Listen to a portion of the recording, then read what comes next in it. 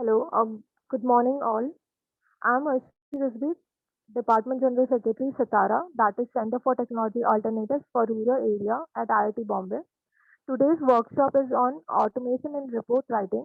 So without wasting much time, I'll introduce our speaker.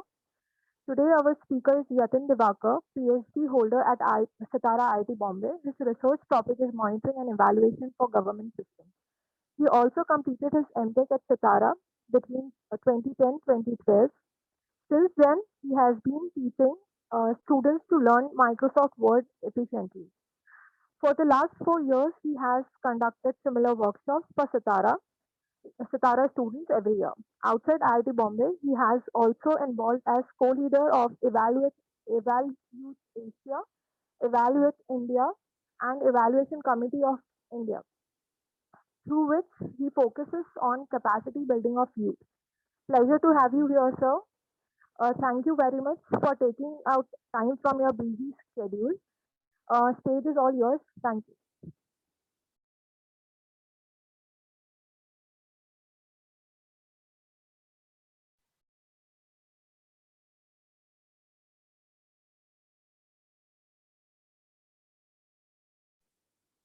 There might be some technical problem. Sir, are you there?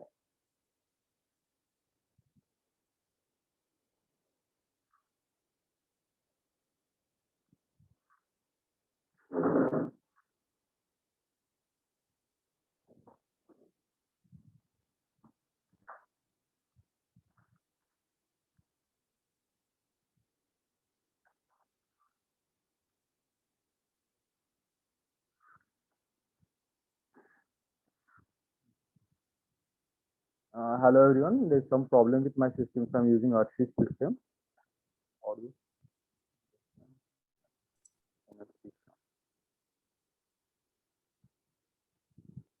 So what we'll do is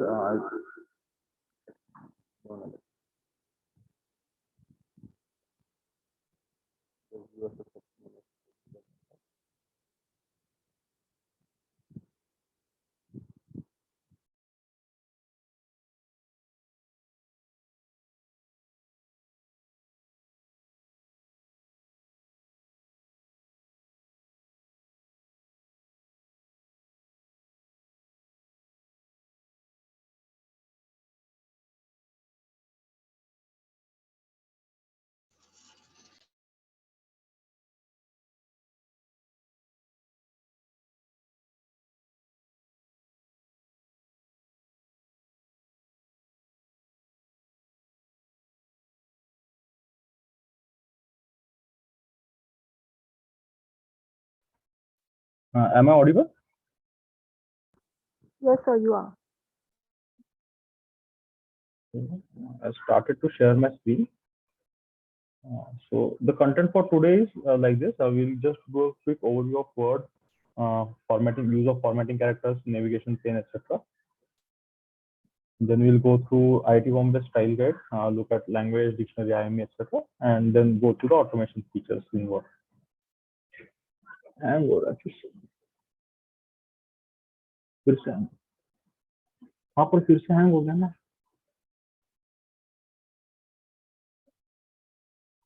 बहुत ही कुछ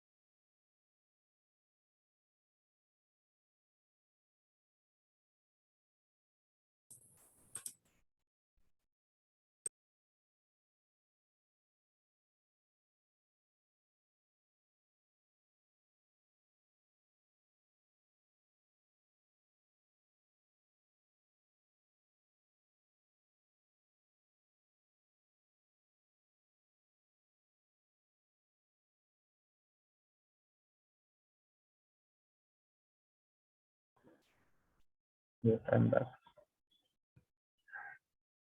Screen share हुआ Sorry, after the recent update to Windows 11, there has been some problem with my laptop for the last few days. So when I started recording today, it just crashed itself. Anyway, so let me close few tabs, which are not much.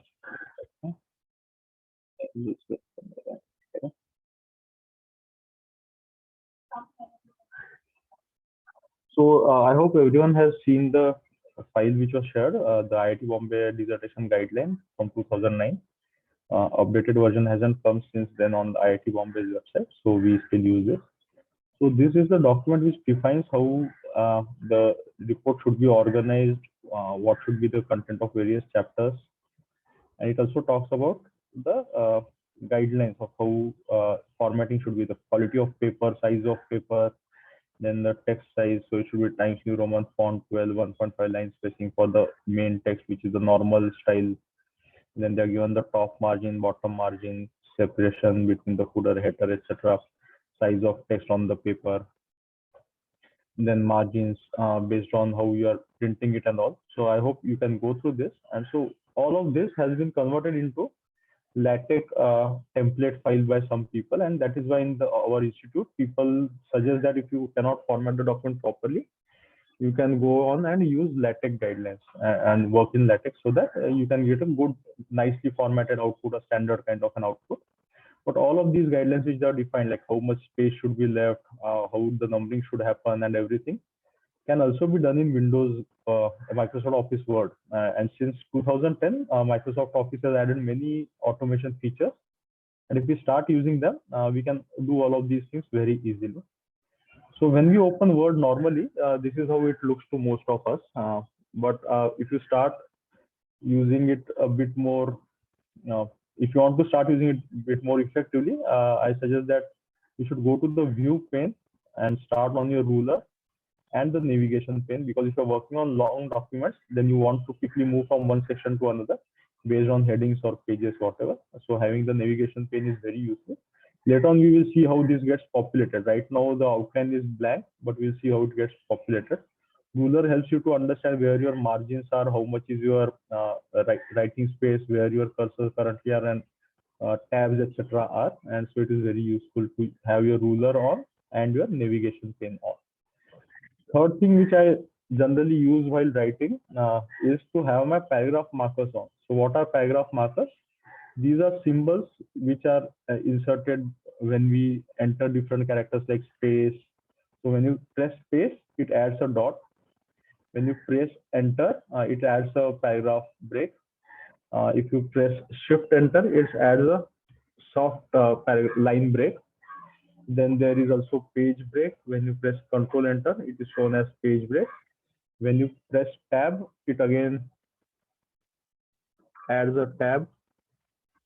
And so basically whatever you're doing in your document, wherever you're placing figures and tables or anything, when you have these paragraph markers on, it clearly, formatting markers on, it clearly shows you what is happening in your document.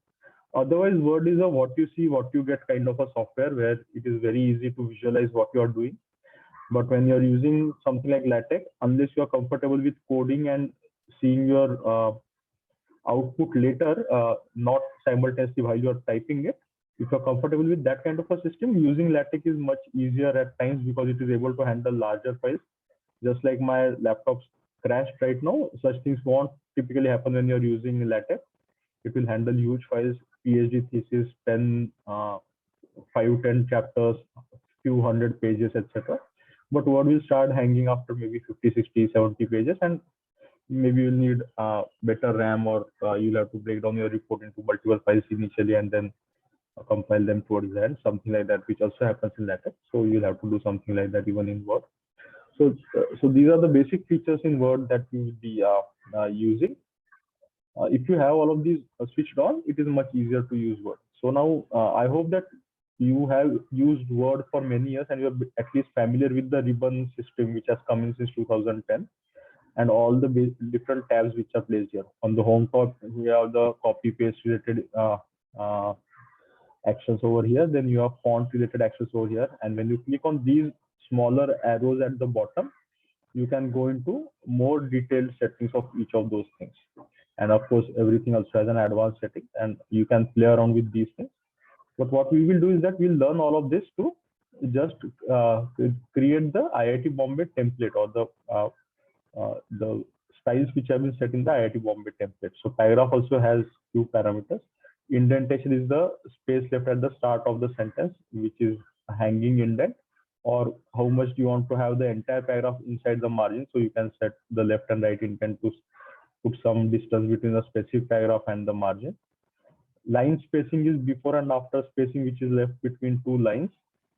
So currently by default it is set at 8 points. By IIT Bombay guidelines, we typically set it at 6 points. This is the line spacing between two lines, which is set as per guidelines at 1.5.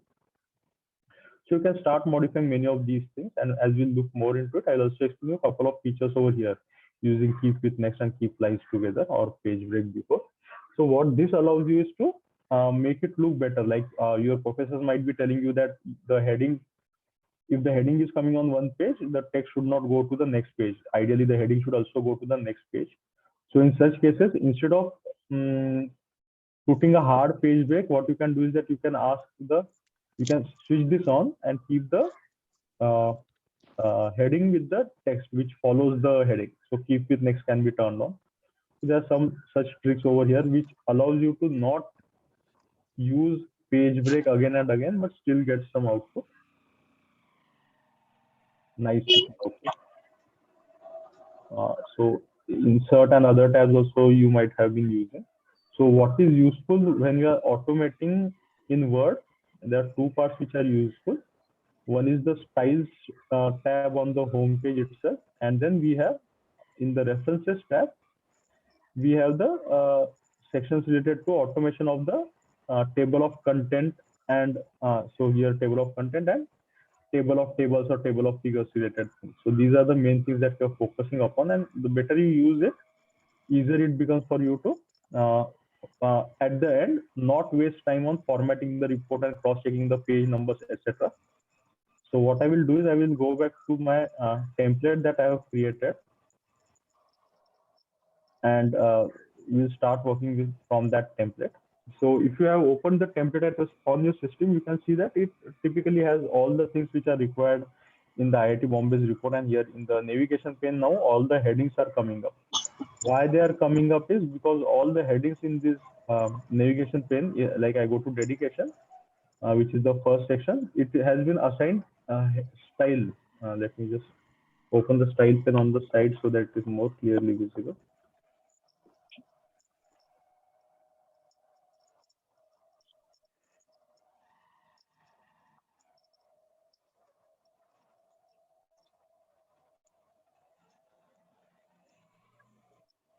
Yeah. So the chapter heading is set in heading style 1. So now it got changed, sorry. So it is set in heading style 1. And how the chapter is coming, that also I will explain to you. So when you start setting all the headings as per the heading style, like here you have level 1 heading, and then after the indent we have level 2 heading over here, and then we have level 3. So that has been applied over here. You can see level 2 is level 2 over here, level 1 is level 1 over here. So once you start doing all of this, then this navigation section gets populated, and simultaneously what also gets populated is the table of contents. So these things are already put in here, but when you go to here and if you added a new section and you click on update table, you will quickly get your table of content updated. So what I will also quickly go over is that few of the basic things that you want to have to make it easy.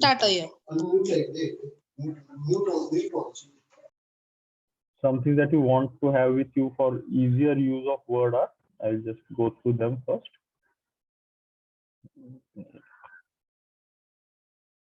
Yeah. So the language setting that you have used, you can change your language setting. You can use English India, English US, or English UK. Recent word versions have English India in them. Also, another part is that you want to be able to have support for Indian languages, which are Indian languages you are using. I use Hindi, Marathi, you might be using Bengali or Tamil or some other language. You want to have support for those languages as well. You can add them from the language menu. You can go to that specific language You can add that language. If it is not happening from here, you can go to file, then you can go to options, and from the options you will get option to add languages. So here it is showing language, and you can go here and add the language that you want to add. So if you want to add any language, you can go to add a language and add that language. You can also see that proofing installed. So what Word also supports is that nowadays it has proofing support for these languages.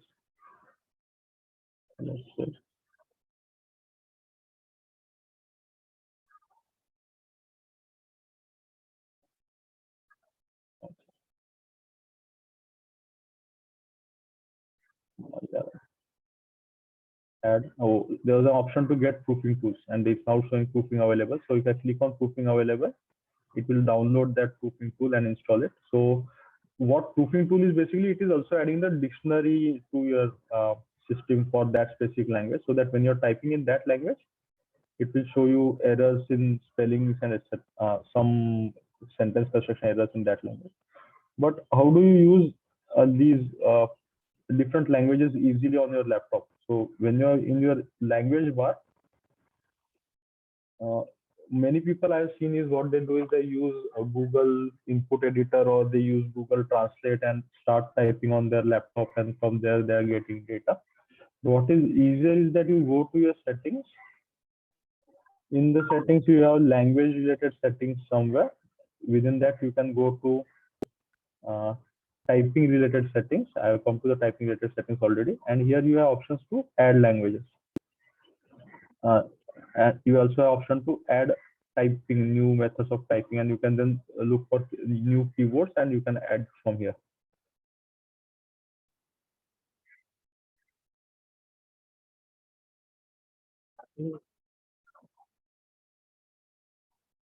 So you can go to this and you can add a language what you want. This is Windows 11 menu, so it is new for me as well, but you can basically the same thing happens. You go to languages setting, then you go to typing settings, you go to add a language, you look for the language you want to add.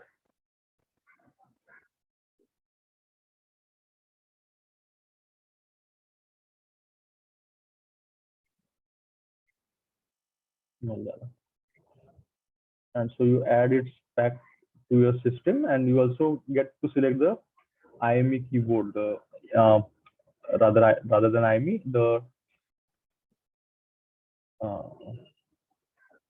keyboard where we can type in English and it will translate it, directly type it in the respective language. So you have those kind of options to use. So in Marathi, I have installed that kind of keyboard for myself.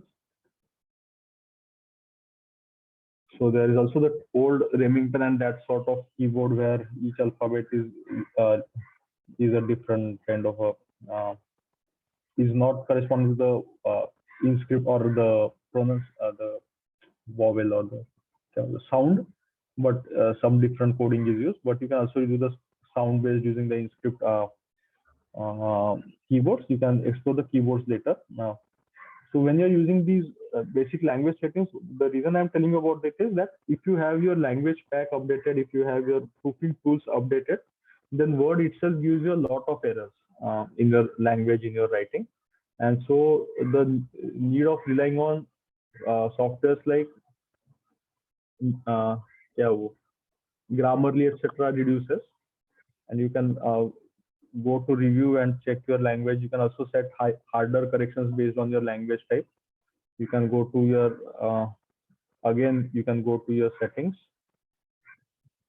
options. You can go to proofing, and depending on what kind of writing you are doing, you can add different what writing style is to be followed. So do you want to check for grammar? Do you want to check for grammar and refinements? What do you want to check? Within that, what all sort of errors do you want it to use? Capitalization related errors, word form related errors, punctuation, clarity related, passive voice, active voice related errors. So what do you want to get cross check for? What sort of commas you're using, spaces between sentences and all. So you can set all of these things at the start in your system, and this is to be done one time. Once you are done this, it will start showing you all of these errors when you are writing, and so it helps you in avoiding these errors. So even use of cliches and very long sentences, use of too much of jargon or double negation in your sentences, all such things it will start showing you. So using this reduces the need of depending on Grammarly or any other language correction software, spelling correction software to a great extent, at least for shorter reports. For a longer report, or if your language is if you're really not confident about your language, you might decide to use some other software as well, or rely on your friends for your corrections once. But so if you have turned few of these things on, it helps you in better use of the Word software. So I will encourage you to go to your Word options through the file menu. Look through all these options, general options as well, what you want to be seen, how you want it to be seen, display related options, or even proofing and languages, especially proofing and language related options. And set them for once and all, so that while you're using the same system, same Word Office, same software, you don't need to worry about these things again and again. So having done all of that, and when you come to the report, so the first thing is page settings and everything. So typically, when you start writing in Word, it by default takes you to A4 size pages. So if you go to the layout tab,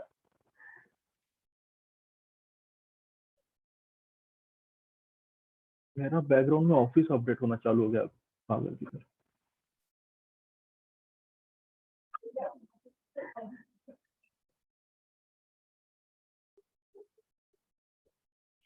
कैसे बंद करें? बंद नहीं होगा, और slow करेगा जब। Anyways, so within layout you have page sizes. So ensure that you have selected size A4 in your report, and then you have the next task you have to do is setting the margins. So when you go to the IIT Bombay's guidelines, it has again asked you to set certain size of the margin.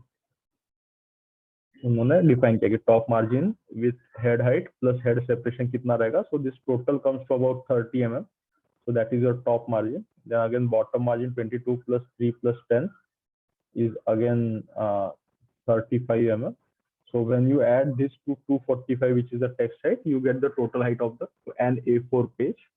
So that is how they are divided. So what I have done is I had already included that over here. So already I have set the margins over here using the sizes which are defined. So I have my custom margins in place for this template. 30, 25 mm and everything has been set. Paper size is set at A4. Layout is typically orientation is typically portrait, but if you want to change it to landscape, we'll see how you can quickly do it for one page in between.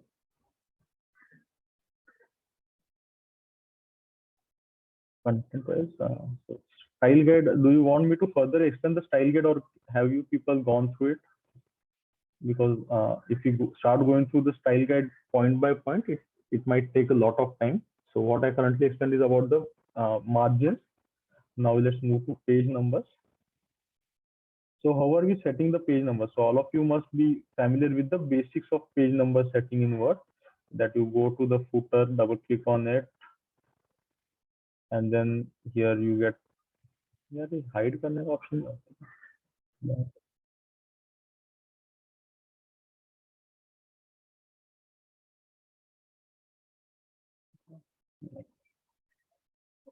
So you can go to the header footer setting, add a page number. You want it on the top of the page, bottom of the page, or where you want it. You can add a page number. But then we have this situation that the guidelines ask us to have Roman numerals for the starting pages, and later on it asks us to have normal, the typical 1, 2, 3. So it asks us to change the way we are using numbers in the document at two places. Like in the main document, it wants us to have this kind of numbering, while in the starting pages, it expects us to have number format as these smaller Roman numerals kind of a thing. So how do we shift from one to the other within the same document without having to create two documents? So there is one easy thing, that all this is happening in the header and footer. And in the header and footer tab which gets opened when you are inside a header or footer shows you that you can have different previous and next sections in the header and footer. To quickly explain this, I will show you it in my main document because it already has many sections in it. So if you are within one of the headers or footers,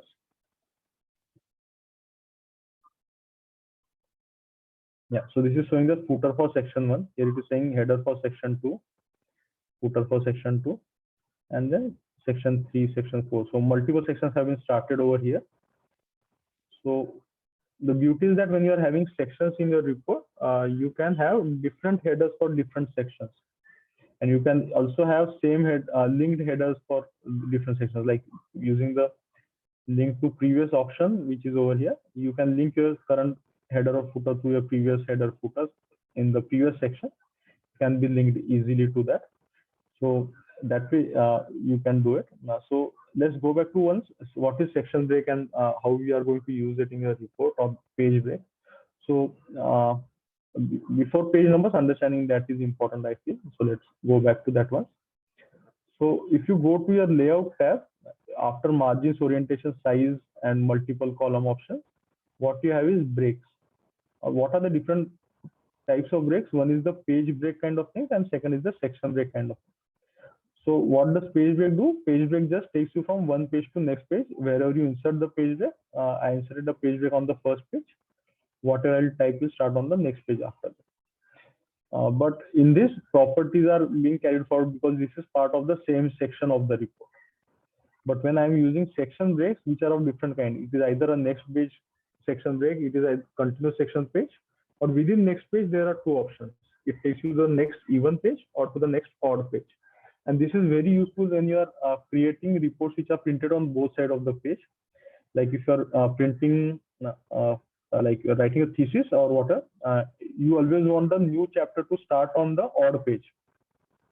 So if the previous chapter is ending on an even page, it is okay that your next chapter will start on the odd page after you put a page break. But if your previous chapter is also ending on an odd page, you want to insert an extra blank page in between. So how will that happen without you having to worry about whether it is happening on an even page or an odd page?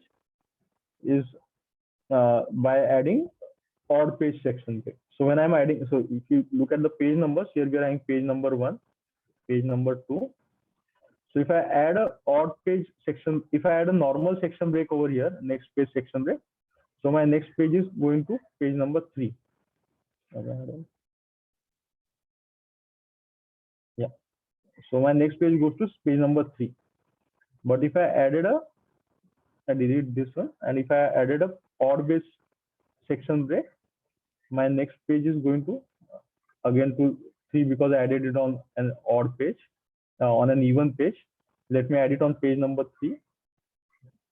So after that, I'm directly getting page number 5. Page number 4 is getting hidden because my section break is now odd page section break. If from an even numbered page, like let's say on page number 2, instead of an odd page section break, I have a even page section break. So my page number 3 has an odd page, even page section break. So my next page should be 4. Yeah. And on page number 4, I'm having a odd page section break, which took me to page number 5. So let me delete this odd page section break and this odd page section break. So yeah, but you got an idea what is happening, that if I'm on a, oh, here also the section. So if I'm on the second page and I add a even page section break over here, it will take me directly to page number 4. It will take me directly to page number 4. So this is very useful when you don't want to worry about where you are ending your previous chapter and starting a new chapter. What you want to ensure is that whenever you're starting a new chapter, just before that you insert a section break on the previous page, which is odd page section break. Like if you go to my outline report for now, if you go to chapter 2,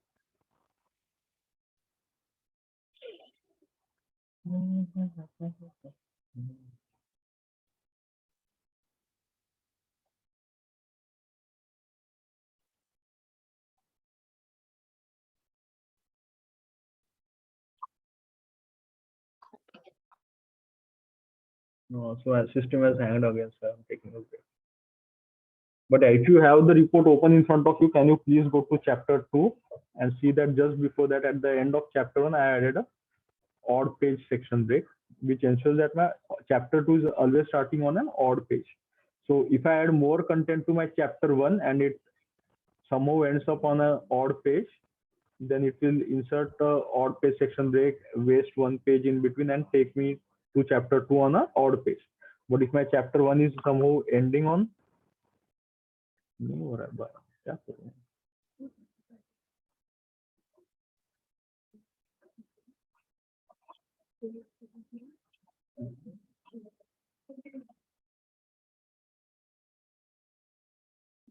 so yeah so my system has hanged again. Sorry, we are setting up another system and I will shift systems in between. So yeah, you can go through chapter 2 and you can see that how the chapter numbering is changing. So coming back to the page numbering part, if you can open on your own laptop, create a section.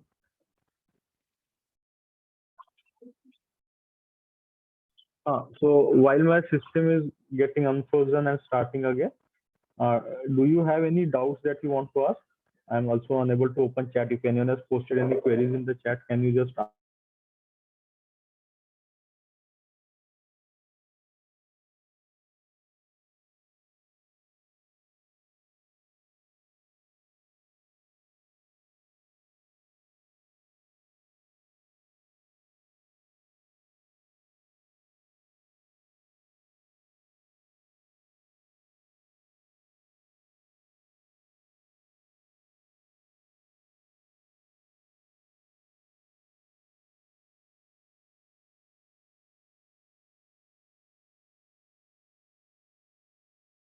Hello.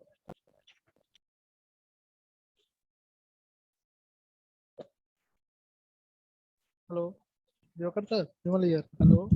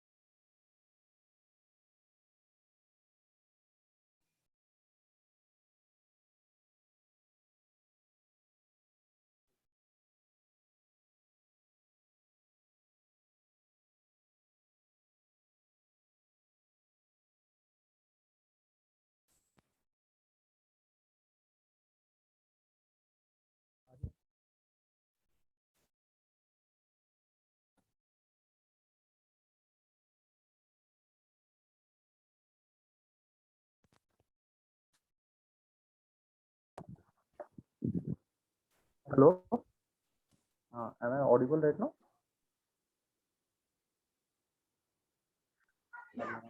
Yes, Yeah. yes. Thank you. So sorry for the issue with my laptop after the Windows 11 update, which is somehow not functioning properly. So again, started some update. So there is a doubt on how to change units in margin. I mean, from centimeter to millimeter. Uh, so I hope the screen is also visible right now. So Yes, go, yes. if you go to file menu, again in the options,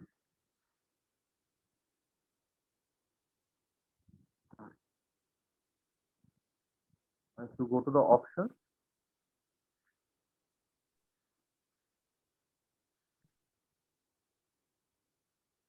it is shown somewhere over here. Let's just hunt for it quickly. Display. Somewhere here it shows an option to change the unit from mm to inches or to points, etc. And what kind.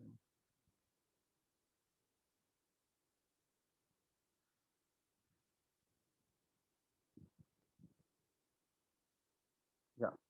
So if you go to advanced and then go to display, it is showing you measurement units of, it is shown here as centimeters. You can go to inches, millimeters, points, pikas. So points and pikas is something that even I don't use because uh, it's difficult to understand. But there is a conversion between points and millimeters actually. So you can set 2 centimeters or millimeters, whatever you are comfortable with. That was one doubt in the chat. Second doubt is why is there a dot after every word in the document? Also, extend the p stopper at the end of each line. So this is where I started the session with Sasha. You have options on the home tab to start and turn on and turn off these paragraph markers. So if you turn on these paragraph markers, if you turn them on, then you see this inverted reverse P kind of a symbol, which is the hard line or paragraph break symbol. The dots between each word are the spaces. If I add more spaces here, it is just adding more dots. And then you have tabs and page break, etc. also gets shown when you have turned paragraph markers on. But if you turn off the paragraph markers, all these symbols, including section break and page break, will turn off. So while you are writing a long report or rather formatting the report, if you have these turned on, then you get a cleaner report. You don't make formatting related mistakes easily. So I typically keep it turned on. How to remove page break if not required later on. So it is important to identify where you have inserted the page break. If I don't have my paragraph markers turned on, I don't know where I have added page break and section break. So removing them becomes difficult. But if my paragraph markers are turned on, then I know where my page breaks are inserted. And then removing them is just go there, select it, and delete it. So text on the next page came up. If you have the markers turned on, then deleting or inserting page breaks or changing the location is very easy. I can even pick this page break and move it up.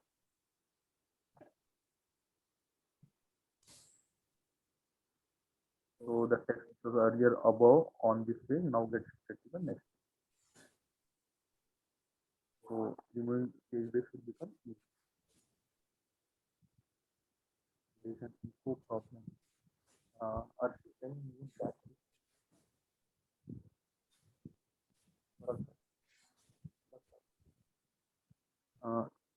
Is there an echo coming right now as well? Oh. Is the echo gone now? हाँ नहीं क्योंकि मेरे पास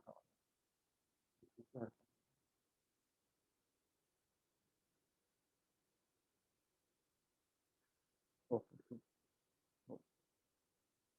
Yes, sir. So the page break problem is what we were addressing when my system hangs. So I will come to Sudhindra's topic, that is the next topic according. Can symbolic subscript or superscript be automated so we don't have to do subscript again and again? Example. Section one. Okay, I got it.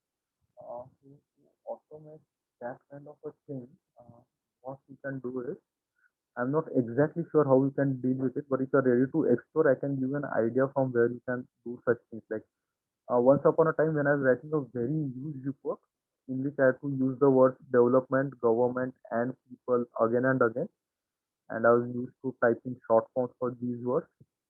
What I had done was in language, in proofing, you have autocorrect options. you can go to the autocorrect option and you can create new words. So if I say that I type GOVT for government, it will get replaced by government, and I add that one.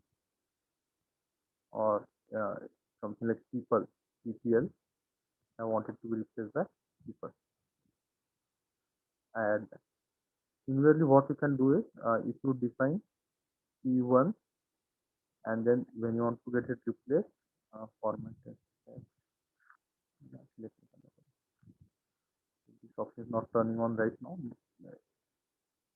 Here you should be able to replace it with formatted text only. So if the formatted text option is on in your system, you can check it. You can go to formatted text and then you can set it as P superscript 1 or P subscript 1.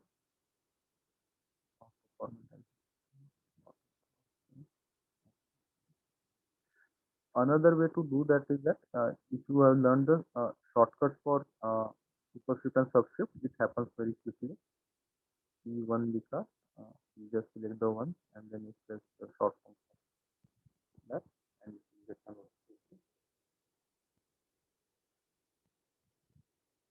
So the short forms are Control Shift and equal to symbol for a superscript, and Control Shift just control and that equal to symbol for a subscript. If you press it again, it comes back to the normal. This should actually also be done through that option that I showed you right now, but for some reason the format text option was not switched on over here. If it is switched on in your system, you can set that subscript superscript issues there. So the next part was how to issue page numbering or title page or start page numbering from a specific page. So this is what we were actually planning to discuss right now. So let's come to it.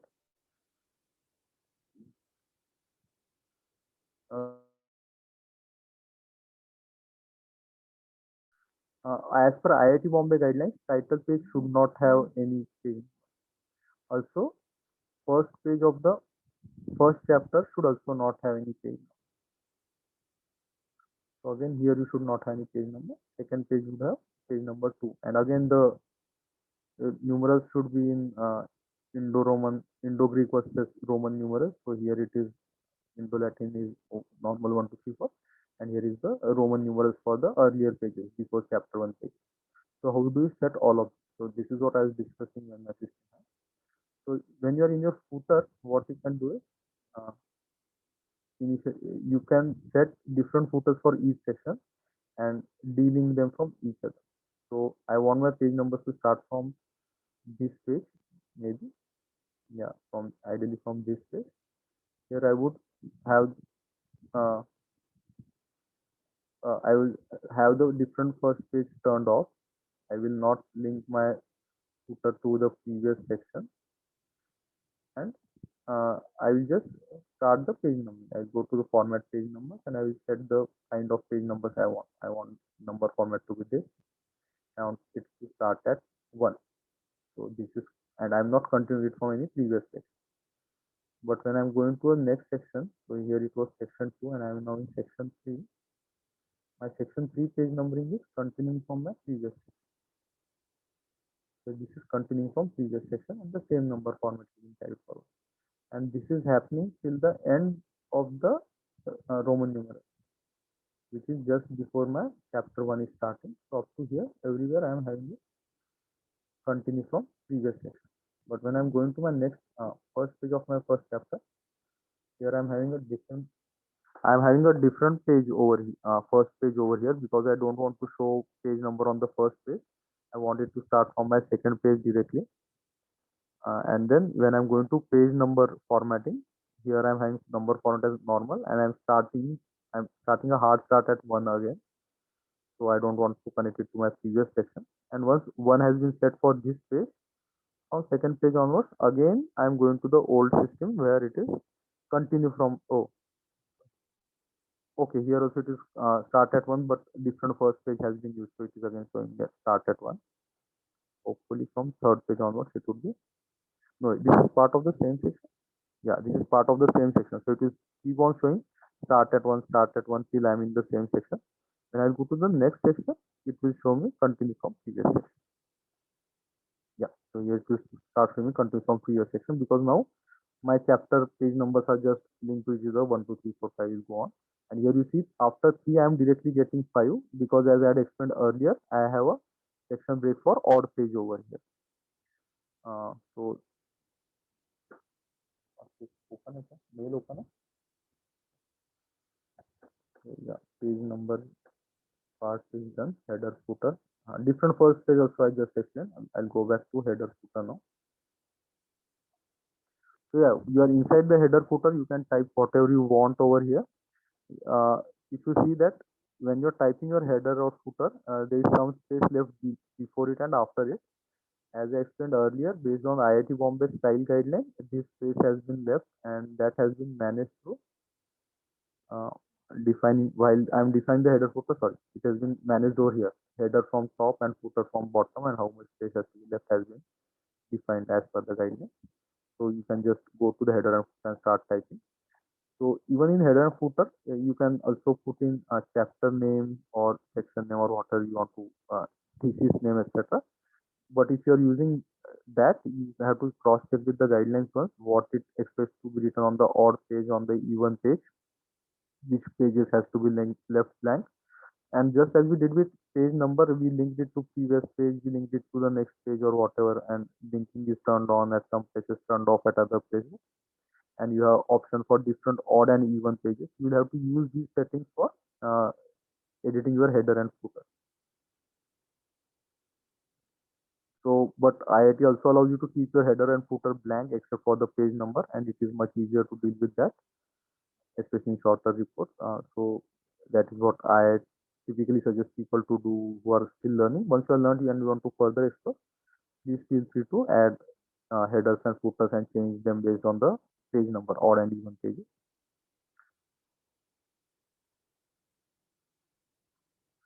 So the style guide I was already talking about. So the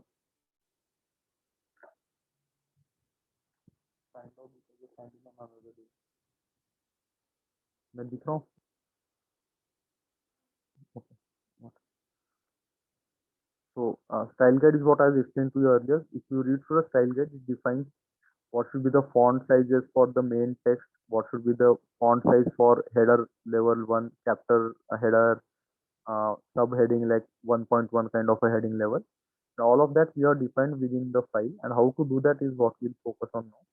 So on your home tab itself, you have different styles, and typically you have list of styles over here, which will be normal style, then a no spacing style, and then heading 1, 2, 3, 4 kind of style up to heading 6, 7 whatever, and then your title, subtitle, and some other headings as well, footer, and even caption style is defined.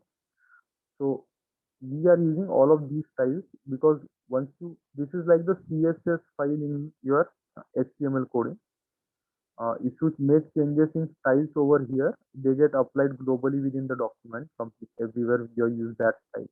So I will just show you. This is my heading level 1.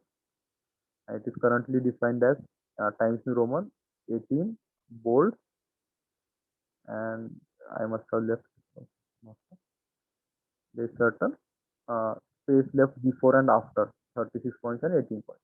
If you go by IIT Bombay's guidelines, this space should be much larger. Almost half the page has to be left. So this page is about or more than 60 points space before and about 24 something like that space after. So let's say I change it to that in one heading. No, 63 left. It has to come to almost half the page. Let's say 180. So now I've set it on that heading chapter number 1, but I want the same thing to happen at chapter 2 and chapter 3 and everywhere. So how do I do that? What I do is I just update this. I go to this text and here I say update heading 1 to match selection. So once I've done that, all my later headings will also happen like that. Now one more thing that it has done is that my heading number 2 is also dependent on my heading number 1. So it has increased the size for heading number 2 automatically, which it should not have done. But it's okay. We can always go back to heading number 2. And just like I modified from the paragraph or font setting, what we can do is we can also go to modify over here. It will directly take you to a more compact interface where you can quickly set font size, bold, italics, etc. Basic line spacing, then alignment, left, right, or justified, etc. Tutorial. But for finer controls, you can go to format and then you can go to font or paragraph. Within paragraph, instead of 180, now here I want it to be just 20 or 36 points.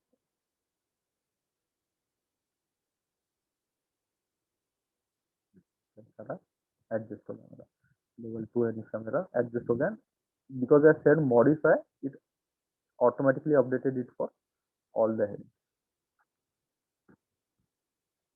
So all my level 2 headings got updated simultaneously, and same can be done with heading level 3. So currently using the IIT Bombay guidelines, I have already defined heading 1, heading 2, heading 3 for you. If you want to make any further changes to it or you want to use it for some other document, you can define your own heading 1, 2, 3 levels. Something similar is already done in Word. Heading 1 is blue colored font 16 or something like that, calibri text. You can edit all of that.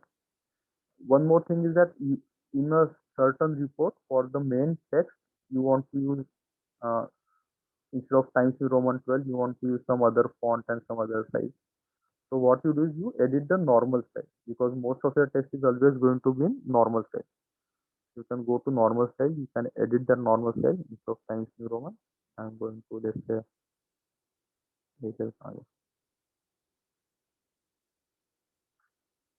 Arial 11. So since I'm editing my normal style, everything which is written, which is dependent on normal style, including my level 1 and level 2, all my headings. If you look over here, modify, my heading level 1 is based on normal. So when my normal got updated, by default, my heading level 1 also got updated, especially in the font, because I changed the font. So everywhere it got updated. If you don't want this to happen, then instead of here, you can just select no style. So let me just go back once, control here. I will first edit my heading level 1. It is dependent on no style. And I go back to and edit my normal and take it to let's say again water font size. This time it should not change my section head. So if you see my heading level 1 is still in Times New Roman and all the headings which are dependent on that are still in Times New Roman. But my main text got updated to normal. So if you look at my text, it always has this indent, this space left at the start, this blank space at the start of the first line of every paragraph. So if you want this, it is set in paragraph, first line special indent, set at some value, default value. If you don't want this, you just have to select none. It will take it back. But if you are changing this in the normal template, then everything else that is dependent on normal template will also have this change. So you'll have to ensure that you set it at the very start of your report and don't change it later. So one place where this creates most of issues is within your table. So is there any blank table in my report? So let's insert one table initially. So what happens is that if we play around with this setting, so let's say I have some text written in each of these lines, and if I'm changing my normal somewhere else, if I want the indent to be there and I'm changing it in a normal style, then it gets applied everywhere else. Yes, I'll set it at 1.5. So many a times, even within the table, it will apply it. So luckily here it did not apply it, though it is defined in normal. But if I remove the from my normal, if I completely remove that indent and then add it again or something like that, at times what happens is that it also affects the text in my table. Let's see whether it is that problem is coming in today. If that kind of an issue comes, what you have to do is that you just have to, within your table, you will have to, so luckily today that issue is not coming, but sometimes I've seen it happening in some people before that, even over here, that indent will get applied. So text will start looking something like this, and because of that, the entire table will get disturbed. The easy thing is you select your table, you go to your paragraph, you apply special indent at none, you, before text 0, after text 0, what the spacing you want to have in the table. So one thing that we also learned over the years is that when you're typing a table, and many times your tables will be much bigger than the rest of the text, to fit it on one page and to make it look better, the font size for the table can be reduced a bit up to 10. You can also reduce the spacing and take it before and after spacing to 0. And then the table start to look much more compact and much easier to read. And then there's also times when you want just the table to be on a horizontal page instead of a vertical. Instead of a portrait page, you want just the table to be on the landscape page. So what you can do is you can select the table, and then you can go to your layout and just change the layout for just that table. What happened is that for the entire page, that layout got applied, and before and after, if you see, you still have vertical to the portrait page. So why did this happen very easily was because I had selected the page on which I wanted to get applied. If I had not done such kind of a selection of a large text, and instead of I had just selected one line, let's say here I am just selecting, my cursor is at just one point and I am changing my orientation, then that change in orientation gets applied to that entire section. So in this report, each of my section is just one page long, so it's currently applying to just one page. Okay, my first chapter 2 is 2 page long. So let's say if I apply to any random point within my chapter 2, then my entire chapter 2 becomes like that. So what is happening is that when I'm changing orientation, it is getting applied to that specific section. So when I'm doing it for one specific table, and if that same chapter has more text before and after that table, let's say, so I want that rest of the text to stay on a vertical page. Let's say there's a lot of text on this page, because of which this is going to the next page. Again, after that, I have a lot of text, let's say, many paragraphs. I want all of this to remain on horizontal pages, vertical pages, portrait pages, but I just want my table to go on a horizontal page. So what I do is before the table, I add a section break, which is continuous section break. And after it also, I will add a continuous section break.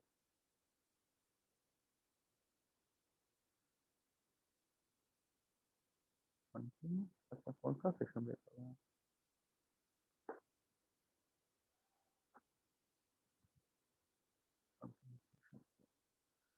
So because now I have section break before and after this table, while I'm in between these two section breaks, if I change the orientation, that orientation will get applied only between these section breaks. But before and after that section break, the earlier orientation, which was vertical, portrait orientation, that stays there. So if you want to just change for one page, you can quickly add section breaks before and after the table that you want to change, or any text that you want to change, and you can quickly insert. You can easily change the orientation. This can also be done for introducing columns for a small part of the text, like you have some huge paragraph written initially. Let's go back over here. Okay, so somewhere over here I have a paragraph, and now I want to just add some list of some items. Item 1,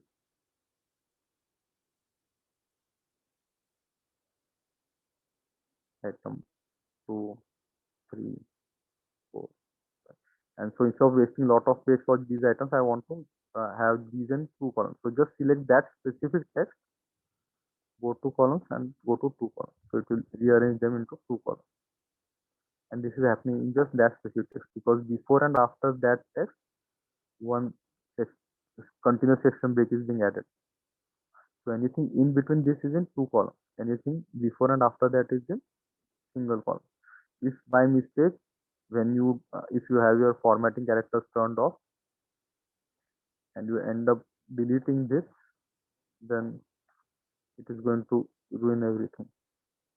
The entire report went into two columns because you don't know what you deleted, where you deleted, and so you actually deleted a wrong section break, which is defining two columns.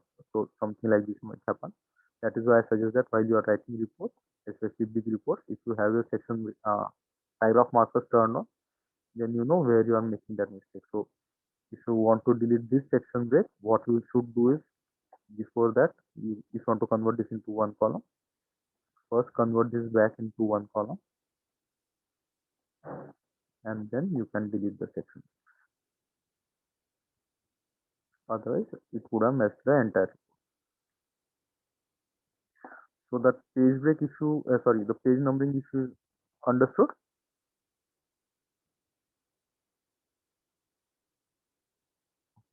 My voice is clearer now. Yeah, it's clear. Okay, thank you. So because of change of system, initially there was some issues. Thank you for letting us know. Yoga. So within styles, is there something that you want to further explore? The next part I want to explain in styles is the numbering system. If you look at numbering system, here I am having chapter 2 written in text, which is automated. So how do you understand what parts of your report are automated? If you are selecting your report, if you make such normal selection at the start of the line, numbers don't get selected. But if you are selecting something like this, even if things get selected, automated parts, caption होगा कहीं. Let me go back to caption. Yeah.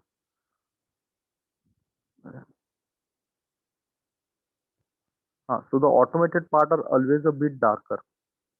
If you are able to select them, the normal selection will be lighter gray, but if you are selecting the automated part, they will be slightly darker. So that is how you know that that part has been automated within Word through some feature. So let's look at the page numbering, the section numbering now.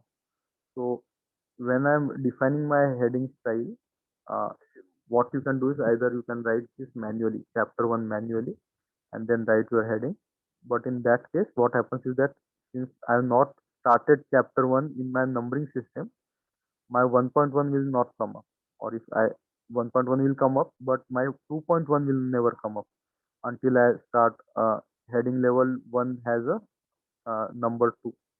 So what we have done is that when you are modifying your heading level 1, you also option for numbering over here, and we have defined numbering, define new number format, and in that initially you are written chapter. Just add it. Instead of chapter, you want to say whatever lesson. Whatever you want to add, you can add, and that extra text will get added to your numbering system. You want to add colons, you want to add dash, whatever you want to add, all of that can be added to your number. But the automated part, which is in darker gray, is what will get changed in each section. Everything else will stay constant. But this would happen just for one level. What you want to change is that for each of the levels, 2.1, 2.2.1, or everything has to get defined. How you can do that is, Word also allows you a feature of multi-level list, and you can define a multi-level list, new multi-level list. So let's say this is our style one. This is report style. So it has to start at 1. So what you want to do is that level 1, level 2, and level 3. That is our chapter name, chapter number, section number, and subsection number. For these three, we want to do. Currently, I already defined it for chapter is chapter 1, 1.1, and 1.1.1 has been defined. How this has been done is what I'm showing you right now. We are starting at 1 default value, applying the formatting to first level, and then how do I edit it?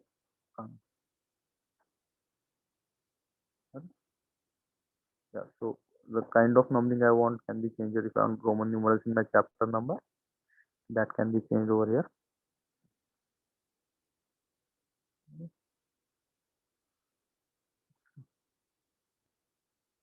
Hmm. So, yeah.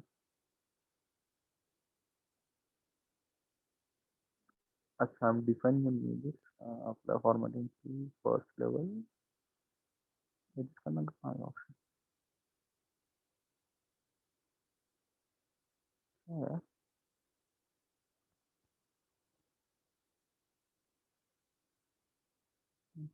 just a second. I'm just editing. Define new list style. Sorry, I had gone to the wrong heading. I have to go to define new multi-level list because this is levels are there. Chapter 2, then chapter 2.1, then 2.1.1. So these are levels, multi-level list. So this is what I had to add onto new list style. I have to edit this. Yeah. So when I'm going to this, my level 1 heading is now selected. And how do I want it? I want it to be chapter water. So again here you see this part is written manually and the 2 is being coded automatically. Instead of chapter, as we had taken earlier example, let's say lesson is being written over here. Instead of having this number in I am changing it to Roman capital numerals and include level number from. So this is my first level, so it is not having this option enabled over here. But when I go second level heading, now it is having the option of including level number from previous heading. So it has been automated. So what is happening is I am asking it to include level number from level 1. So it has added this 2 from that. Then this dot I given manually. Instead of dot I added dash maybe. And then the current numbering is coming, let's say, as smaller Roman numeral. So that got changed over here. And by default, when I'm going to level number 3, let's say add nothing over it. So now what I do is include level number from level 1 heading. Then I add a dash. Then I add level 2 heading. Then I maybe add a dot. And then I define numbering level, which is, let's say, ABC. So now I defined a new heading style system. So all of that got updated here automatically.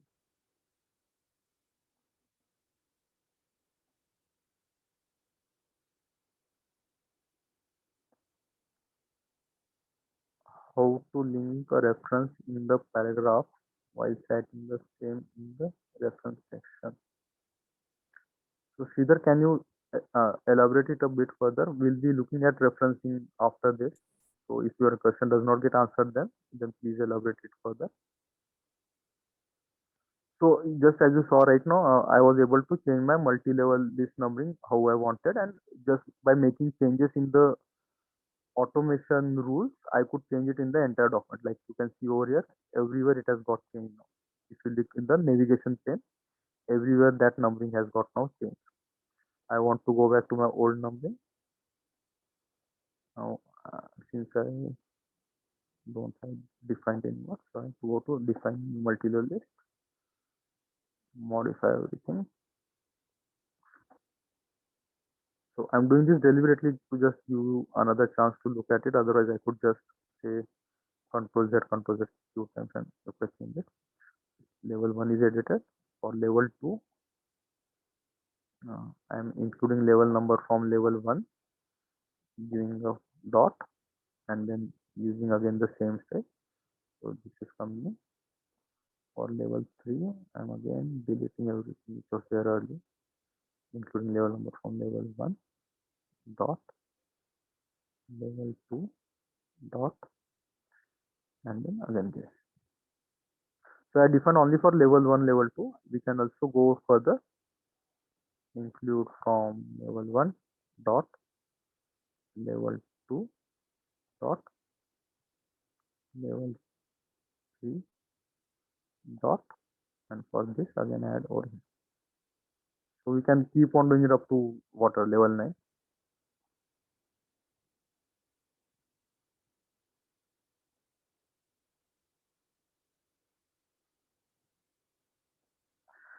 Yes, Sudhindra, this is also what we are going to see next, automating list of figures and tables.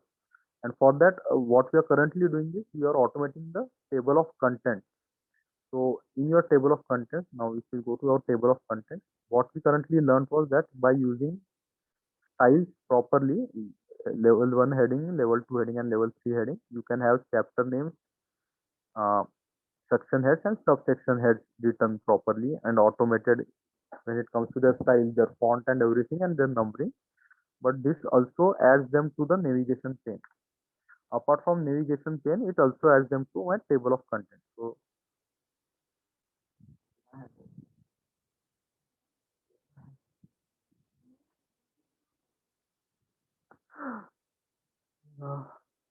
just a second. This system has also started. So I'm jumping back to my old system. Just a minute.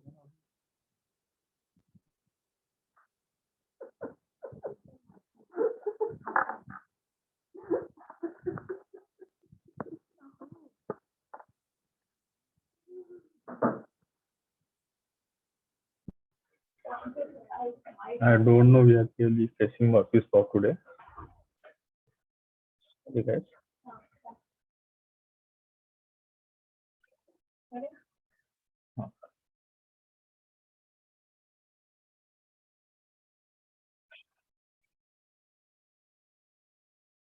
Am I audible?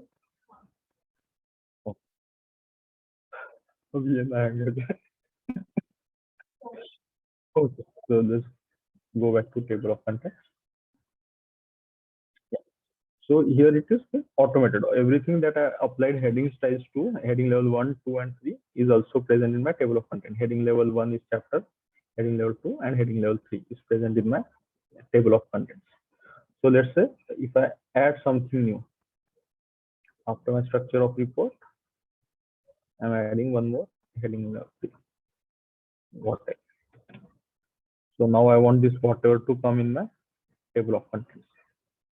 So all I need to do is go back to my table of content, right click in it,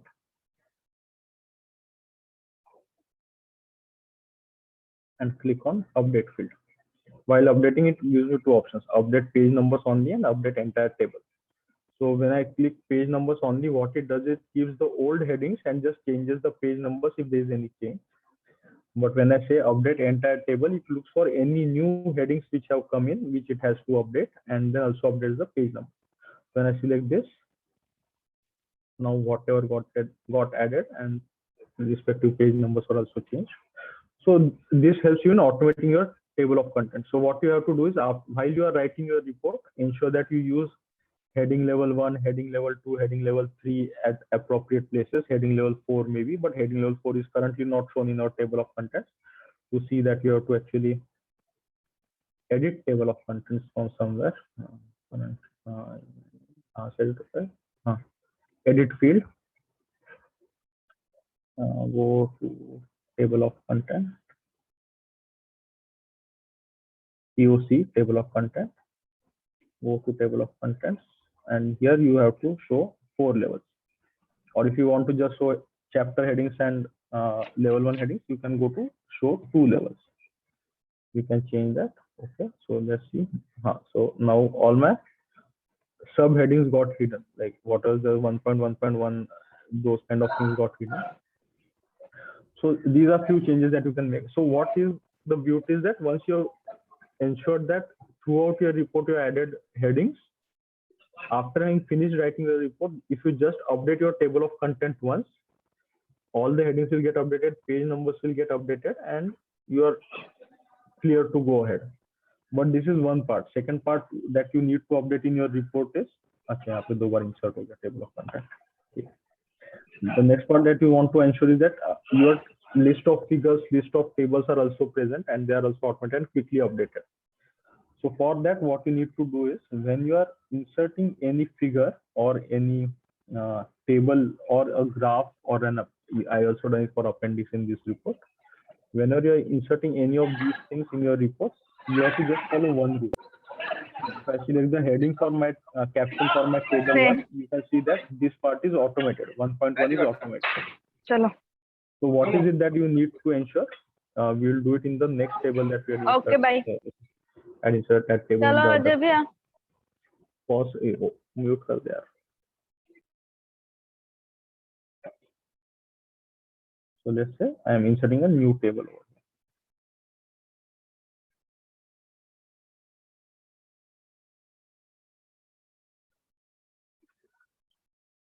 हो गया इसका type खत्म हो गया है.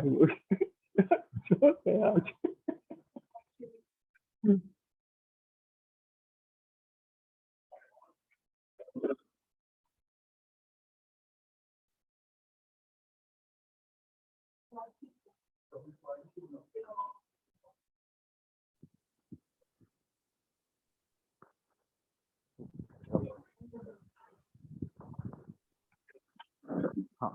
So let's say we are inserting a new table over here, and I now want to insert caption to that table. I'm selecting that table. I'm going to my review tab, references tab. This you have to remember to do every time you are inserting a new table or a figure. I go to insert caption. I click on that and I select caption for table. My label is table, not figure or equation right now. I'm selecting table over here. And also here I want my chapter number to be shown. I don't want my just table number to be 1, 2, 3, 4. I want it to be chapter wise 2.1, 2.2, 1.1, 1.2, whatever. So what I do is I go to numbering. Within numbering, what I say is include chapter number. Chapter starts with style heading 1. So in our heading style, we have defined chapter heading as heading 1. That you remember, I guess I'll just show you again. Our chapter heading is heading 1. So when I went over here and numbering, it asked me that include chapter number. Chapter starts with heading style 1 instead of heading style 2 or anything else. I have to select heading 1. What separator you want to use? I want to use a period. You can use anything. Format is normal number. So okay.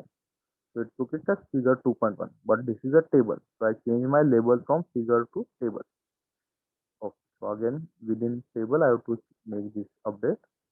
Heading 1, period. Okay. So table 2.1. Okay. So my table 2.1.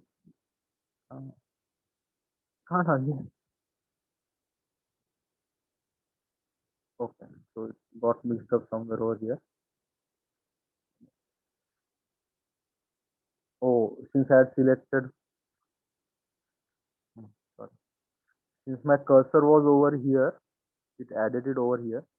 My cursor should have been over here when while showing you that you have selected heading 1. It messed up. So such mistakes will happen with you as well. That is your best friend in such cases. Table 2.1. Okay. So it added it over here. Now I can give its caption. Also, this has certain style attached to it, font size and italics and everything, which has been defined in styles caption style. So here we are already defined it. Font size is defined, it is italics is defined, spacing is defined, everything is defined here. You can modify it a bit if you want. We want the entire report to be Times New Roman. So ideally I should just update my style based on normal. If I update my normal, the font will get updated. So I'll just go back and update my normal.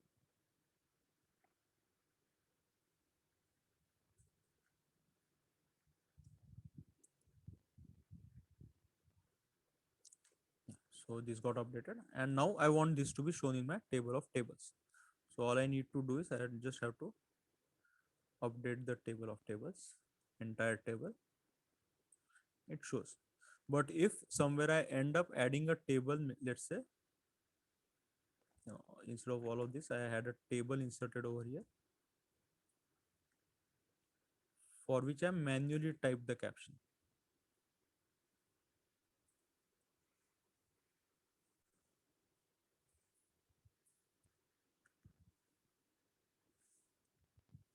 New or insert.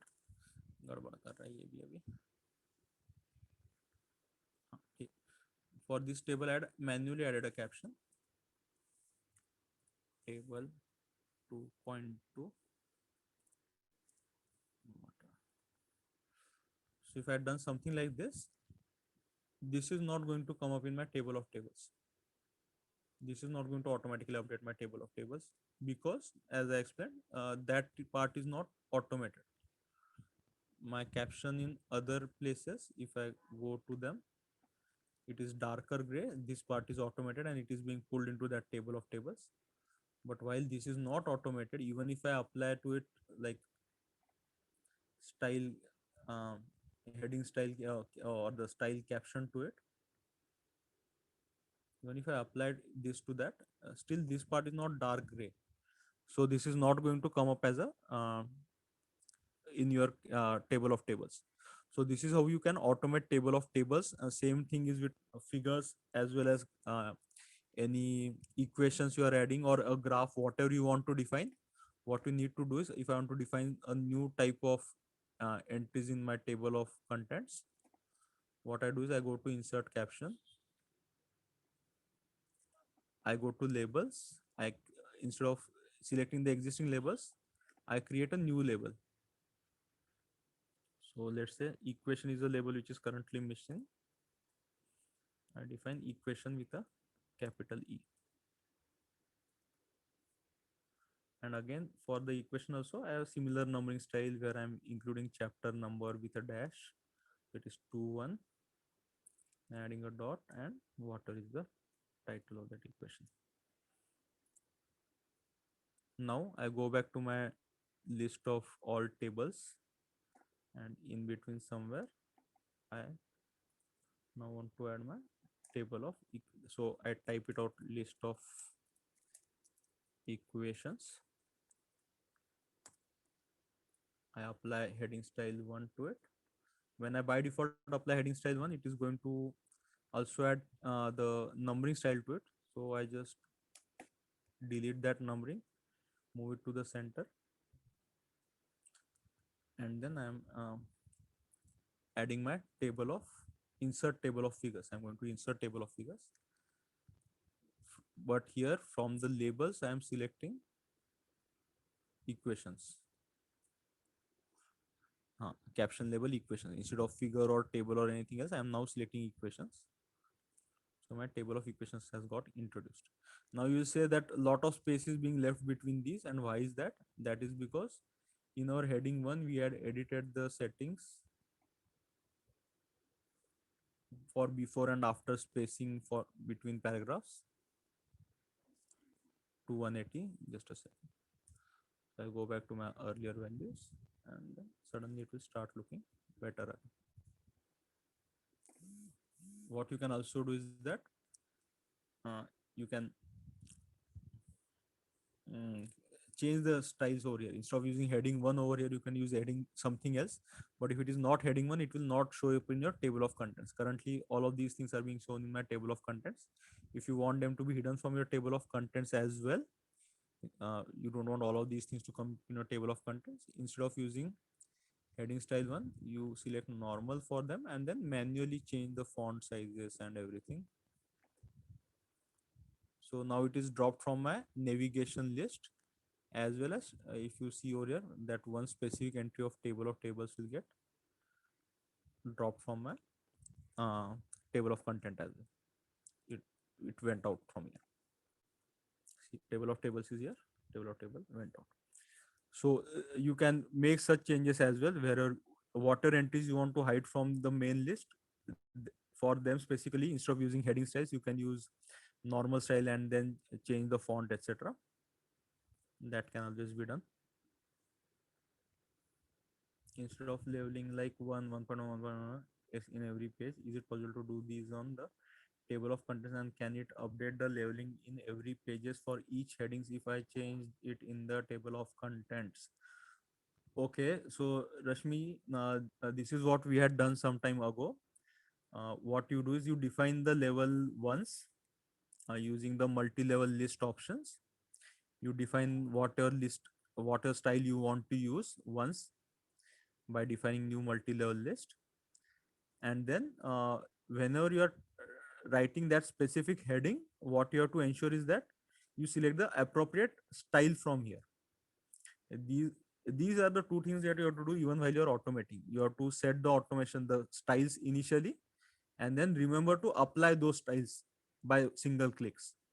And then whenever you want to make any changes to them, what you can do is you can go and modify the multi-level list that you have, as I had shown earlier, by using lessons, etc., examples of that kind. You can always edit it. But to uh, initially, once you have to define it, automate whatever style you want to use, you have to define that style, and then remember to apply that style. Even when you're doing any sort of coding, even if you're using LaTeX or anything, you have to always remember to apply the respective styles, heading styles. That is what we are doing. So, so is it necessary to write this 1.1.1? What? No, we are not manually writing this. See, I will just show you.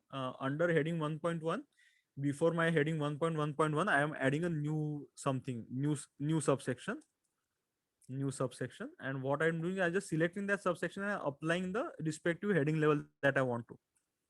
I'm not manually going to change these numbers, and when I added a new section, my next numbers got changed automatically.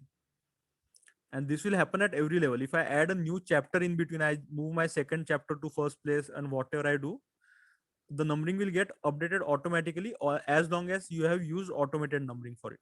So like now, when I added a new 1.1.1, my earlier 1.1.1 got changed to 1.1.2, and the subsection under that was 1.1.1.1 got changed to 1.1.2.1.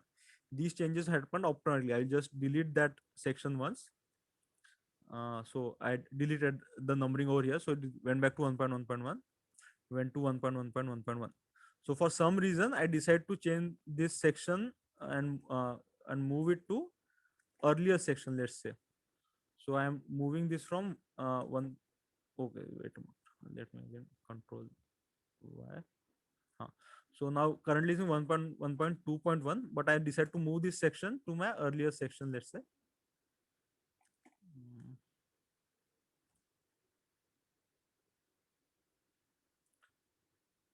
अरे यार इसके बीच में enter नहीं डाला मैंने, sorry.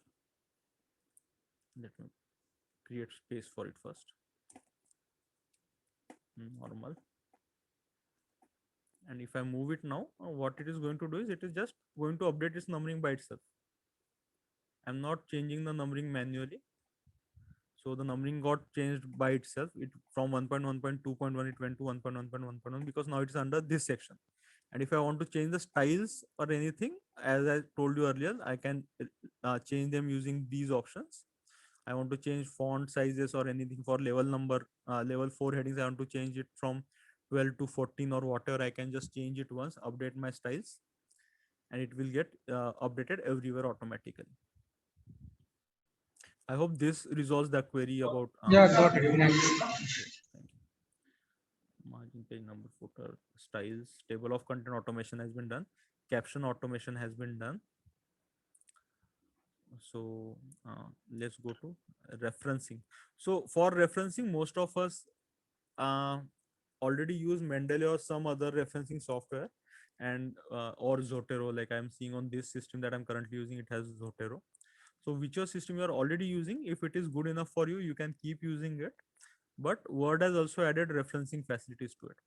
So what you can do is you can create references. So this is citations and bibliography section in your references tab. You want to add a citation, you can click on add a citation. You want to create a new source, you go to new source. It will ask you all the basic information, type of source, is it journal article or whatever, you can select that. You can give author names, either multiple authors. You can also go to edit authors and give their first name, last name, and everything, and just go on adding. So let's say Divakar Yakin, add. Then there's another author, let's say Arshi, add. So it will just add all of them and show them in the right format based on your style which you have selected. Then title of the journal, whatever it is.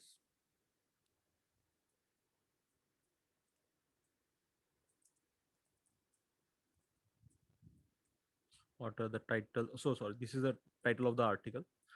So just make sure you are adding the right fields at the right places, otherwise it will get screwed up. So yeah, you can also show multiple bibliography fields. Whatever entries you want to make, you can add all those entries over here. Especially crucial things would be titles. This is crucial. The name of the journal would be important. Year. This is one of the most important parts when you are doing any citation. It will add it over here because I already selected insert citation. So for some reason I want to edit this citation. So I can go to manage sources. I can go here. I can start editing it. So instead of YYYY, I want to actually put the right year over here. Let's say 2021.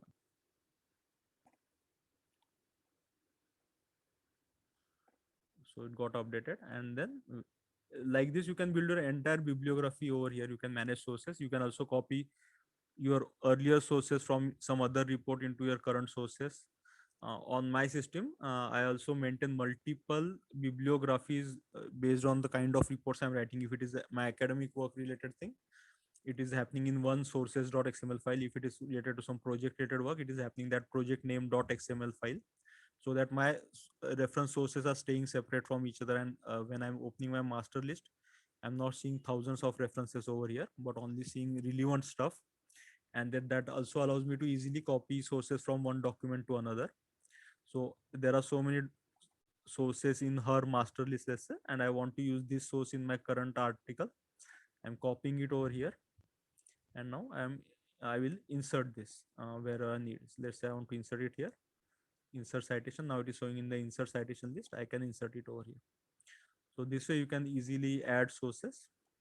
And let's say currently it is happening in APA. You want to go from APA to IEEE style. So it went from author name, comma, year to 1, 2, 3, 4 kind of a style. At the end of the document, you have section for references. What we have done here basically is that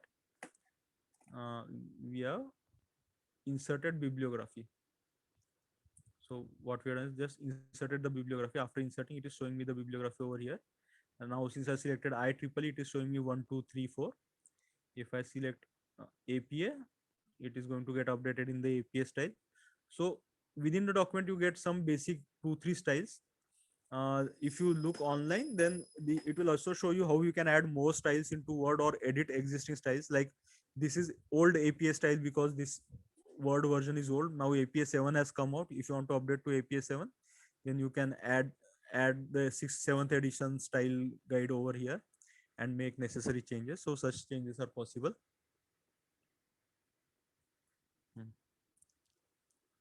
So referencing is easy also within Word, or if you're not using Word also, then referencing can be done using Zotero or Mendeley.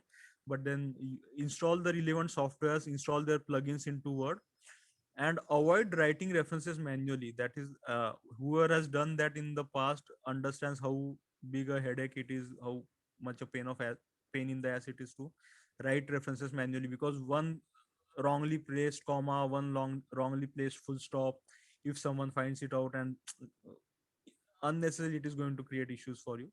So what we suggest is that never write things manually which can be automated. Just like I told you, like if you change if before my conclusion chapter I want to suddenly add a new chapter, and if suppose my conclusion chapter had multiple subsections in it, then what I needed to do was I had to rename everything. And let's see, it has also some subsection. So instead of manually changing everything from chapter 5 to chapter 6, then 6.1, 6.2, 6.2.1, everything, when a new chapter got added in between and I applied appropriate heading style to it, this got updated to chapter 5 and this became chapter 6. Now for the document to look better, having chapter 6 in the upper line and actual title of the chapter and having it in the next line looks much better than having it in the same line. But if you just press enter over here to change lines, what it does is that it actually considers it at the next heading. This is where your soft so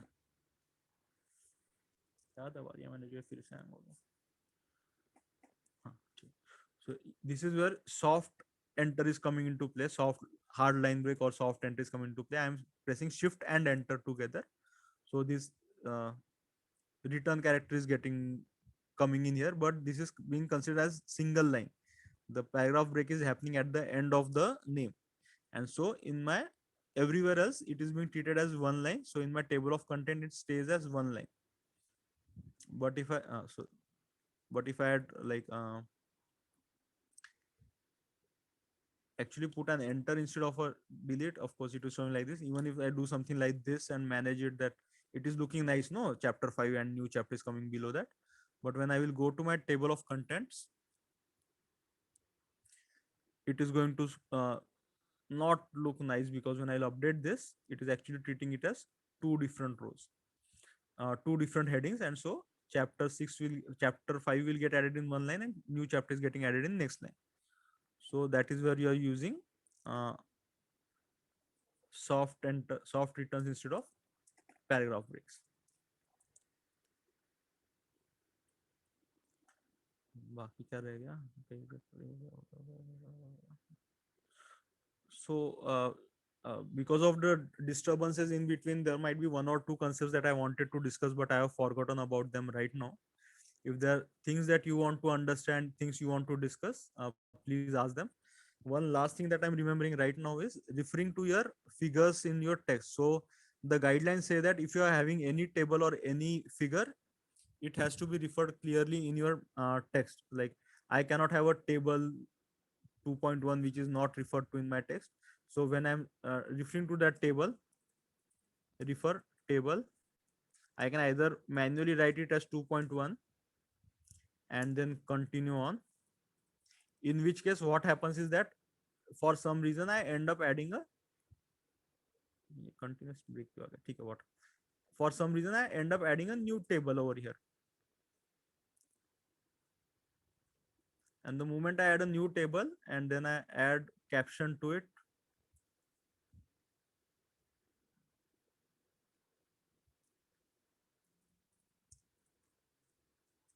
now that table is my table 2.1. And my original table 2.1 is now table 2.2. But in my text, I written 2.1. Do I want to make these changes manually? No. Again, this can be automated. How can it be automated? Instead of writing this part manually, what I'm doing is, wherever I want it in my text, I'm putting my cursor there. I'm going to references tab again.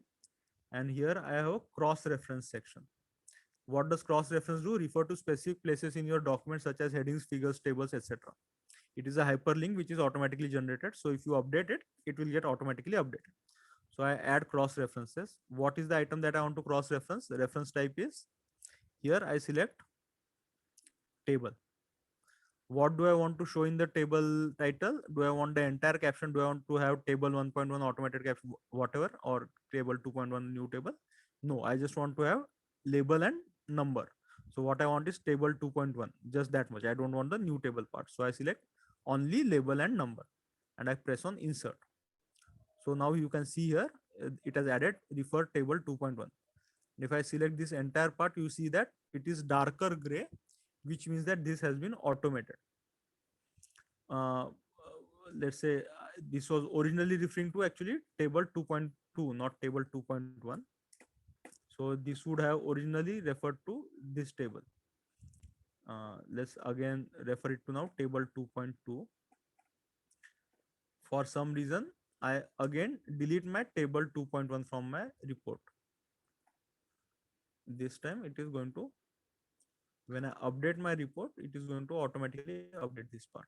So right now it is not updated automatically, but when I start updating fields, I can either update table 2.1 fields तो हो गया ना, ये भी update नहीं होगा. So I can do it item by item updating, or what I can do is Control Z twice. I'm selecting my entire report together. Control A दबा दिया मैंने. Randomly anywhere I'm clicking on my report, I'm asking it to update field. So it will update everything. I'll update entire table for everything.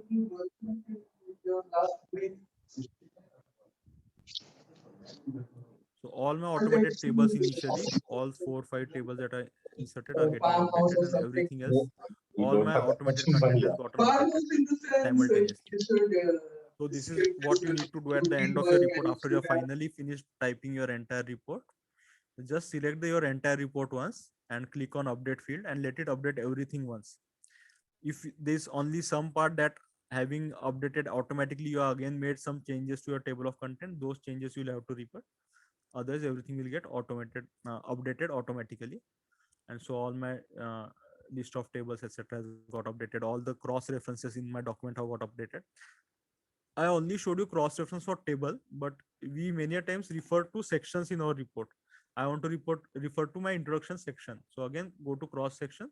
Instead of cross reference, instead of table, you are selecting heading. Within heading, what you are saying that instead of heading text, you are just asking for heading number and no full context. And then you are selecting maybe structure of report, whatever random. So what it is giving is my just the number 1.2. So what I can do is that refer to section part I'm writing manually, and then I'm saying 1.2. So whenever that section number will get updated to from 1.2 to something else, and I update my report again, here it will update from 1.2 to something else. So cross-referencing becomes easier, especially when the report is still being edited by multiple people. You get some comments by your guide or someone else, making changes in your report. So cross-referencing is a very useful tool. Like many a times there is something that you have written in your literature review that you want to call up in your discussions or something like that. You can use cross-referencing very easily, and for some reason your chapter structure gets changed, your section structure gets changed, and that specific reference moves from section 2.1 to section 2.2.1. Then you want to refer to section 2.2 instead of section 2.1. So that kind of automation easily happens. Have you covered anchoring of objects? No, anchoring of objects I have not covered. Anchoring of objects comes into play when you are copy pasting figures from different places into the document. So when you have your let's copy something from our laptop. Desktop पे कोई image है? हाँ, चलो random life hack image I'm copying and I'm pasting it over here. Resize it. So when you're resizing images, instead of just dragging it from one corner or randomly doing it, I always suggest that do it from go to the format menu and ensure that what the aspect ratio is locked, so that when you reduce your height, your width gets reduced in the same proportion. So if I go from 16 centimeter to 6 centimeter over here, a proportionate fall will happen in the width as well, and that will also go down to 6 centimeter. So the size reduced to 6 centimeter by 6 centimeter. And now here I have this layout option, and depending on how I have selected my layout, if it is inline, then the anchoring option is not shown, or if it is before and after lines, again then also anchoring option is now coming in, because in which line it is being placed. So now the anchoring option started to come in. Anchoring option is important when you are having it overlapping or tight kind of a bound is happening. That is where your anchoring is coming into play the most, and depending on where your anchor is, that is where the image is going to start and everything else is going to flow around it. For some reports, having figures showing up like this in your text is good, but IIT guidelines typically expect you to have big figures, clearly readable figures, and text should be before and after the image, not along with the image. So this kind of placement of text and figure is discouraged by the guidelines. It expects you to have it generally before and after kind of a thing, so that your image is placed clearly in the text wherever you want, or you can do it in line with text, so that you can put it with some enter character. And then for every figure, please remember to select appropriate label.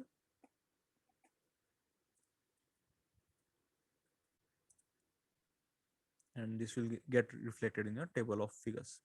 when you update it. So updating the fields is very important. If you're not updating it, then it will not show up. And if you submit just like that, some mistakes will happen if you added more pages, reduced pages. If final updation of the entire document is not done, then the output is not correct because you are not done the updation part. So for using automation effectively, you have to remember two things. You have to set the automation styles initially. Remember to apply them using single one or two clicks from the appropriate menus. For styles, you are selecting from here. For captions, table captions, etc., you are selecting from your insert caption. For references, you are inserting them. But if you do it once, then any editing that you will be doing with them later on will get automated. Any style updates that you will do will get automated. Even the numbering formats, if you want to update it from table 1.1, if you decide to update it, let's say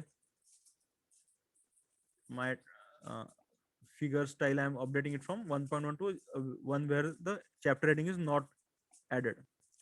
So when I update it like this, and then I update my field, it is going to update it here. So it is showing table 1 figure 1 because I added it over here, which is the wrong place to add it.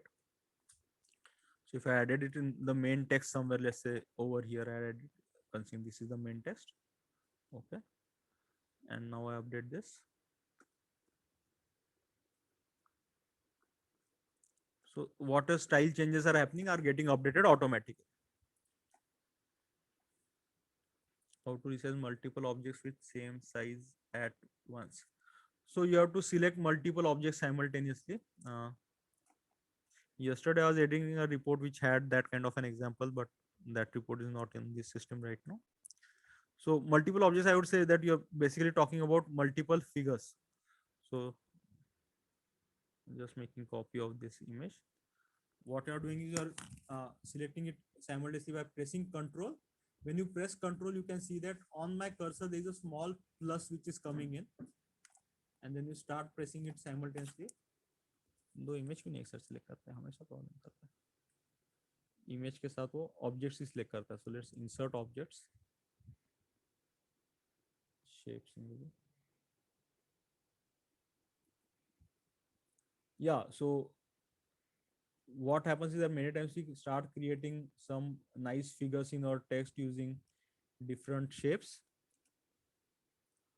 and now when you are trying to move this around, only one part will get moved at a time. So what you can do is you can select them all together by placing Control and selecting them. So now that I selected all three of them, and if I want to always keep them together, I'm going to format and I'm grouping them initially.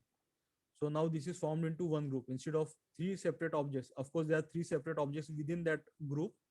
I can also treat them as one group and shift the entire group together.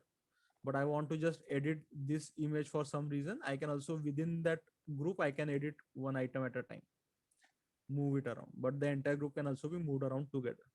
So grouping is what you can do for selecting multiple objects simultaneously. Yesterday I was working with a complex algorithmic flow where it had like uh, multiple such items were there. What I actually did it in was that within the group also I had created smaller groups. Just removing the grouping right now. So these two items have to always remain together. So I first group them, and then those items have to be together with, let's say, some caption is coming in here. Insert a text box. Yeah, text box. This has to stay with that.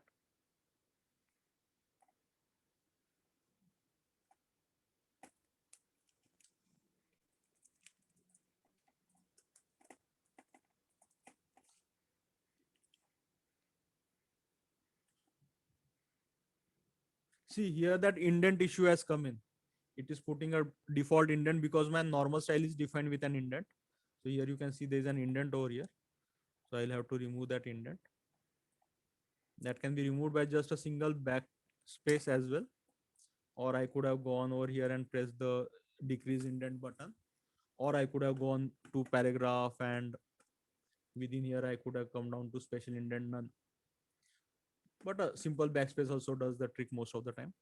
So I want these parts to remain together. So I select this and this together, and I group them initially. So now this is a group, and with this group I want this circle. So I again group it. So within this one large group, I have multiple smaller groups. So set within set, subset kind of a thing is happening over here. And this is easy. This allows you for easy movement of certain parts. I move this around without disturbing other things. But if I just select this, I can also move this and so on. So as I said earlier, the main content that I wanted to deliver that I can remember is finished. If there's any doubts that you have, please ask them. I already sent the link to this report, so you can download the basic report and template and start using it for your own purpose. You can start editing it. I've shown you how to use most of the automation features which are present in that report, which are related to captions and heading styles and page numbering, etc., and the automated table of tables and table of contents. Everything else is, of course, including this, everything is open for editing. If you understand what kind of automation you want to add, you can also change that. There are also smaller other automation features like automating the month and time, etc. This can also be done. उसका option था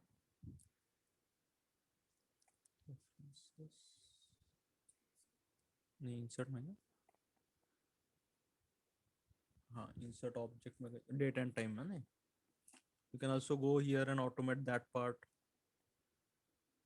You can even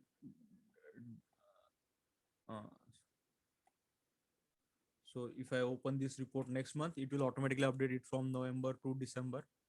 Such things will start happening. So there are also some other automation features that we are not currently explored, but those are not used as often as these basic style guidelines and numbering, the part we did 1.1, 1.2 and such things. Please share the link of recording of this session with us. Can you send the link here again? Just a second.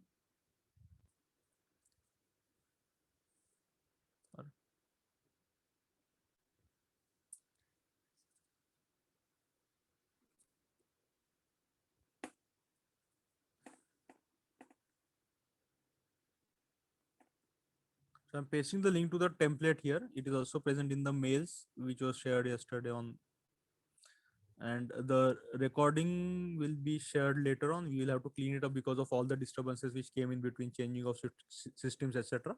We'll clean it up and hopefully the team will upload it on YouTube, and that recording will again be shared with everyone.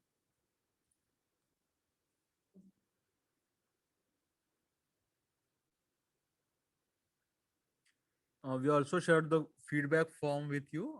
Please fill it up. We are sorry for the issues with systems, having to change the system multiple times. Are there any other questions you want to ask? There are any specific issues that you have faced that you want to talk about? Please ask them. One issue that was brought to notice by a friend a few days ago was that his professor wanted that these numbers should be always flushed with the margin, and for some reason his numbers were not flushed with the margin.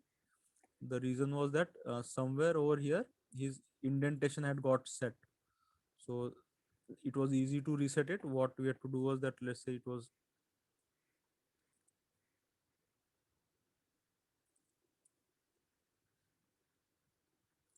so for some reason उसका ऐसे चल रहा था, या ऐसे कुछ तो चल रहा था, गैप ज्यादा था या कुछ था. So उसको वही आइडिया कि you reset it once how you want it to look. You want this sort of a space after having reset it. Select it, go over here and update heading 4 to match selection. So just in one case, everything gets updated simultaneously. So these are easy ways to do things. So what are changes you want to make in certain heading style? I want to go from font 14 to font 16. I want to increase the spacing after to whatever 24. I change it at one place and I just update heading 3 to match selection. So everywhere heading 3 has been used, same change will happen. So even over here now I go and I cross check. My spacing has increased to 24 and my font has increased to 16. So as I said, this is like setting the global CSS in your HTML file once. You make the changes in the styles and guidelines templates once, and they will get applied everywhere while you are using that specific style. If you forget to use that style and manually end up changing fonts and whatever, uh, manually typing the numberings, it will not get updated automatically. So that discipline you have to follow. So if there are no more questions, can we end for the day? You can either type them in the chat or unmute and ask the questions.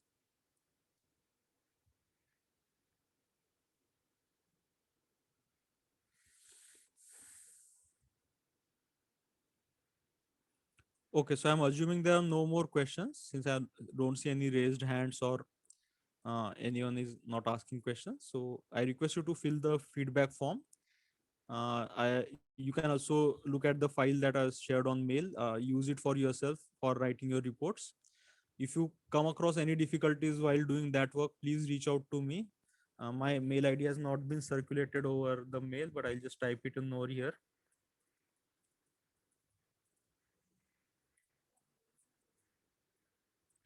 Can you ask a query? Someone has Anusuya. Yes. So while using Mendeley, we'll have to have all the papers downloaded, right, for automation. So is there an alternative for it? No. So Mendeley will also allow you to create manual referencing, I guess. For automation, though, it will need the papers to be downloaded on your systems. It will capture data automatically. It works very well when you're working with journal articles, but Mendeley makes mistakes with reports and other articles. So, anyways, even after Mendeley has automatically populated the reference data, the citation data, you will again have to cross check it manually once. Okay, thank you. And in the way I showed in Word, it is the initial entry is completely manual. You have to copy paste everything and populate the reference list, the citation list once. But then you can always copy it from one document to another and make edits to it and use it for multiple citations. Okay. Thank you.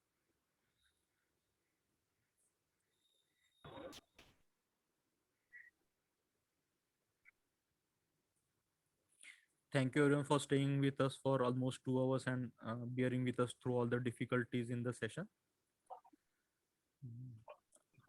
And please fill the feedback form, and I'll mail the recordings. So someone is asking for the YouTube channel name. Once the recording is uploaded, we will share it on the with everyone who has filled the feedback form.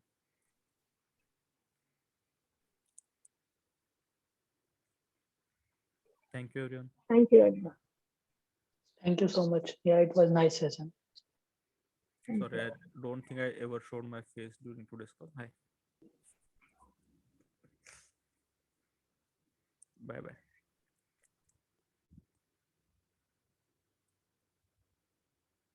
करना बंद करना meeting